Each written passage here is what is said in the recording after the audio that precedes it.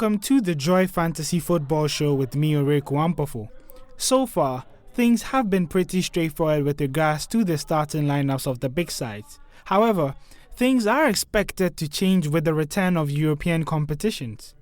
The Champions League resumes next week, and coaches will be maximizing the use of their full squad through squad rotation.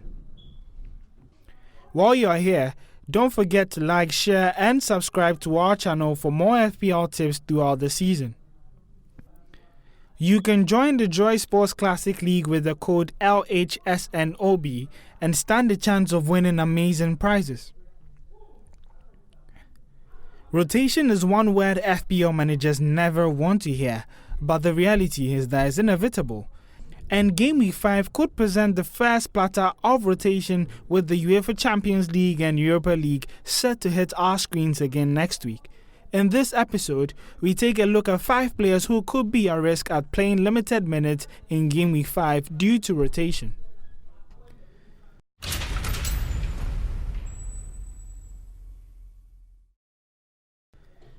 The Pep relay is expected to be in full force as the UEFA Champions League begins, and their game against Norwich is the best for Pep to start his rotation policy. Aguero is likely to be spared as his competition Gabriel Jesus has been hit with an injury, and Raheem Sterling looks to be another player who might fully feature as he has slowly earned an untouchable tag. The midfield and defence, however, are stocked with capable options, and some well-known starters will likely take a hit. Zinchenko and Walker have competitions in the form of Benjamin Mendy, Angelino, and Joao Cancelo, and Pep certainly could make some changes in the defensive department. Bernardo Silva, David Silva, and Kevin De Bruyne may be forced to make way for Ike Gundogan and the young Phil Foden to shine. The 2019 Champions League winners Liverpool would also start their title defense next week, and Jurgen Klopp will look to get his team firing in all cylinders, and as such will be forced to make some changes against Newcastle.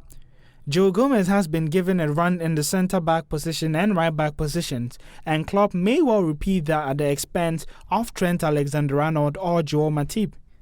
The front line may also go through some shuffling, and with Mohamed Salah playing the biggest role in attack, the likes of Firmino and Mane may be given some time off in favour of Divock Origi, Adam Lallana, Alex Oxlade-Chamberlain and Xherdan Shaqiri.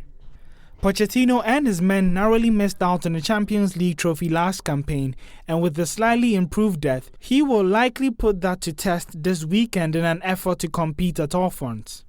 Lucas Moura played a key role in Tottenham's Champions League final appearance and will most likely be given more run-outs in that competition. Lamela was often used on rotational basis last season, and with Dele Alli back from injury, that trend is likely to continue. With the transfer window slam shut, Eriksen will be involved in more games. Son stepped up in place of Harry Kane last season and played a lot of minutes. That may well change as Pochettino possesses some options, and the Korean may be given some rest for the Champions League game during the midweek. In short, Spurs have Eriksen, Lamela, Lucas, Son and Ali fighting for just 3 spots behind the attacker. But with Kane heavily involved during the international break, could he be given less minutes over the weekend? Wolverhampton Wanderers made it to the Europa League this season, and with fixtures in that competition coming up, Nuno Espirito Santo will be forced to shuffle the squad to reduce fatigue. Diego Jota, Moutinho and Doherty had huge amounts of minutes in the previous campaign, but that is likely to change at this point with the likes of Cutrone, Dendoncker, Gibbs White and Adama Traore in line waiting for some game time.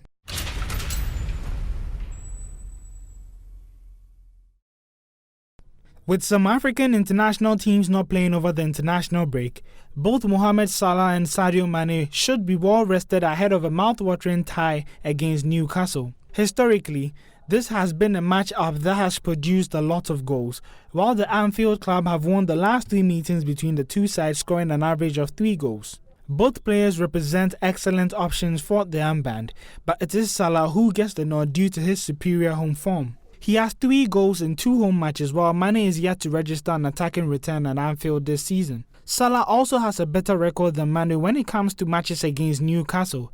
The Egyptian has 3 goals and 1 assist in his 4 Premier League games against Newcastle, whereas Mane only has 1 goal in his 6 Premier League appearances against the Magpies. The end of the transfer window marked a return to the starting lineup for Christian Eriksen and a return from injury for Dele Alli.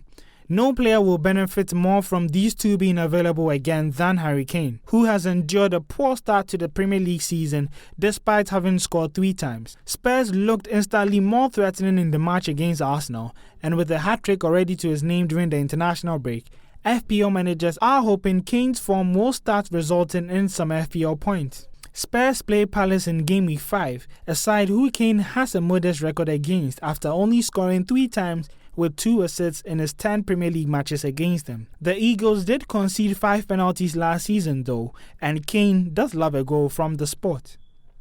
One of just the 4 attackers to have recorded attacking returns in each of the opening 4 game weeks, Pierre-Emerick Aubameyang's form appears to have flown a little under the radar this season. The player also has an excellent record against teams in the bottom half of the table, with 19 of his 22 goals last season coming against sides from outside the Big Six. Arsenal play Watford in Game Week 5 as the Hornets remained rooted to the bottom of the Premier League table. Since his arrival in North London, Aubameyang has 2 goals and an assist in 3 matches against Watford.